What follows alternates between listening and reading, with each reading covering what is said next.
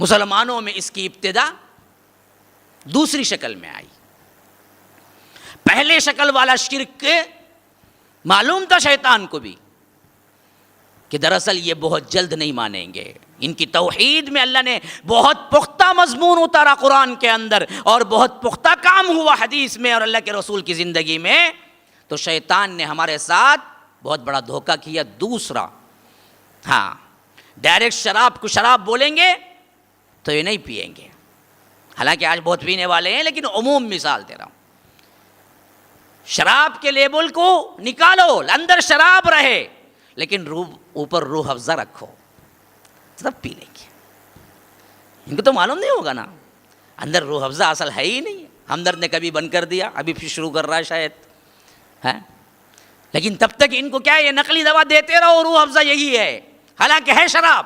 یہی حالت کی کہ پچھلی امتوں کو جس طرح مصوری اور بت میں لے آ کر باقاعدہ خدا کے ہم شکل بنانے کا شرک ان کے اندر ہوا، اس سے تو امت مسلمہ بچی رہی. آج وہ بھی اعلان کرنے والے بھی بہت سے مل جائیں گے، لیکن مجموعی طور پر جہاں بھٹکے ہم اس میں نہیں بھٹکے. درگاہ کو جا کر کیا ہے، لڑ کے شکر چاٹنے والے کو بھی لے آ کے کھڑا کر کے مندر کے بت کے سامنے بولو کہ جھک، بولے گا نہیں جھکیں گے، یہ بت ہے بولے گا. تو جو علانیہ تصویر کشی کر کے عبادت کیا کرتے تھے، جیسے قوم نوح کے اندر شروع ہوا، اس حیثیت سے بہکانا امت مسلمہ کو ممکن نہیں تھا، تو شیطان نے یہ راہ چھوڑ دی. بت کی شکل کا شرک ہمارے اندر لانا ممکن نہیں تھا، تو اس نے وہ راہ چھوڑ دی. پچھلی امتوں کو وہاں تک لے گیا کہ وہ باقاعدہ بدھ بنا کے بھی پوجنے لگے، حالانکہ ان کی بھی شرک کی ابتدا قبر پرستی سے ہی ہوئی تھی، لیکن ان کے اندر جہالت اتنی بڑی تو شیطان نے انہیں باقاعدہ بتوں کی پوجا تک بھی لے آیا. لیکن آج تک امت مسلمہ بتوں کی پوجا سے تو بچی ہوئی ہے، کہیں بت نہیں ہے، لیکن جو دوسرے طریقے سے لے آیا وہ بزرگ پرستی یا احترام آدمیت یا احترام اولیاء کے نام سے لے آیا، جو اس سے بھی بڑی خطرناک ترین تھی. کیوں؟ وہ جو تھا وہ دکھ رہا تھا کہ گناہ ہے. یہ کیا ہے؟ شراب روح افزا کی شکل میں اندر جا رہی ہے، اس سے تو توبہ کرنا ممکن نہیں نا. جو ڈائریکٹ شراب سمجھ کے شراب پی رہا ہو وہ تو ایک نہ ایک دن رک جائے گا. بھائی شراب کب تک پیے گا؟ رمضان میں تو رک جائے گا، ڈر جائے گا. لیکن شراب کو روح افزا سمجھ کے پی رہا ہے تو رمضان بھی روزہ بھی اسی سے کھولے گا، بسم اللہ بول کے، اندر شراب ہے. ہاں، کیونکہ کیا ہے، شکل بدل دی اس بدبخت نے. یہ شکل بدلنا ابھی دراصل پچھلے امتوں کی آخری امت جو رہی ان میں آیا یہ شرک، جس کی وجہ سے اللہ کے رسول نے ہمیں بہت متنبہ کیا. توحید میں سب سے بڑا خلل ڈالنے والا جو مرکزی نقطہ تھا وہ تھا ہمارا، کیا تھا پتہ ہے؟ قبر. کیوں؟ یہی قبر تھی جو پچھلی امتوں کی آخری امت جو تھی بنی اسرائیل، ان کے اندر جو شرک آیا وہ یہی قبر پرستی کا آیا، کیونکہ وہ ایکس امت مسلمہ تھی. وہ لوگ بھی دراصل اپنی اولیاء، اپنے انبیاء کی قبروں کو سجدہ گاہ بنائے. تو اسی واسطے اللہ کے رسول کو معلوم تھا میری امت اگر اس میں مبتلا ہوگی تو بتوں کی شکل کی نہیں ہوگی، قبروں کی ہوگی. اس واسطے قبروں کو اونچا نہ کرو. یہ نہیں کہ اوپر اتنے احادیث ہیں جتنے بھی علماء ہیں وہ پڑھتے ہیں. جیب بھرو مولوی پیٹ بھرو پیر ہے، جس واسطے بتاتا نہیں ہے، لیکن ورنہ تو معلوم ہے کہ یہ سب کچھ نہیں ہے، اللہ کے رسول نے روکا ہے. یاد رکھ لیجیے. کیوں؟ اسلام آیا، مسلمان ہے، مدینہ گئے، قبرستان الگ بنا تو قبریں دفن ہونا ضروری تھی. جب قبریں دفن ہوئی تو قبروں کو بنانا ضروری تھا.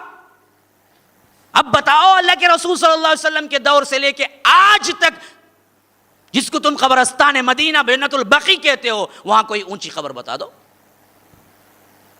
یہی اصل پہلا اسٹیپ تھا جس کی وجہ سے اللہ کے رسول صلی اللہ علیہ وسلم نے اس پر سختی کے ساتھ منع کر دیا. قبر کو اونچی مت رکھو، توڑو اس کو.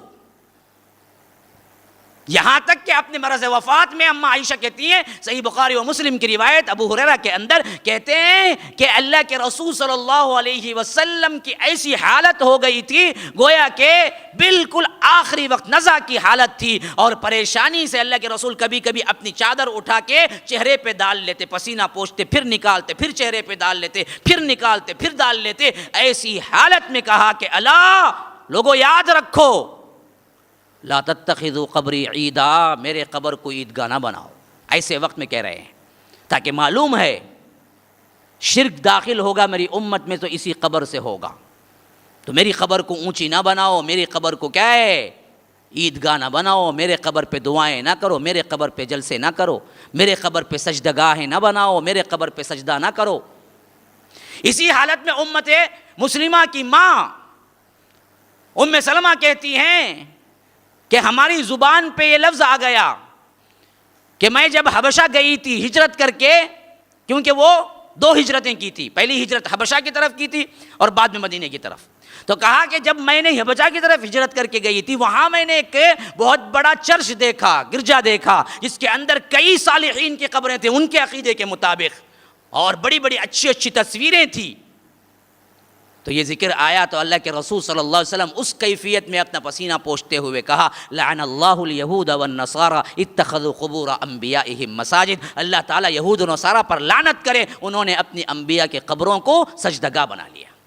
لعن اللہ الیہود والنصارى، آخری وقت میں جیسے ہی ذکر ہوا، اور اس کے بعد فرمایا کہ لوگوں یاد رکھو پچھلے لوگوں کا سب سے بڑا گناہ یہ تھا کہ اگر ان کا کوئی اچھا آدمی صالح آدمی مر جاتا تو وہ اس کی قبر کو عبادت گاہ بنا لیتے۔ یاد رکھو اولئک شرار الخلق عند اللہ، اللہ کے نزدیک سب سے بدترین لوگ کوئی ہیں تو وہ یہ ہیں جو اپنے اچھے لوگ مرتے ہیں تو ان کی قبروں کو سجدگاہ بنا لیتے ہیں، عبادت کی جگہ بنا لیتے ہیں۔ شرار الخلق عند اللہ، اللہ کے نزدیک سب سے بدترین لوگ ہیں وہ۔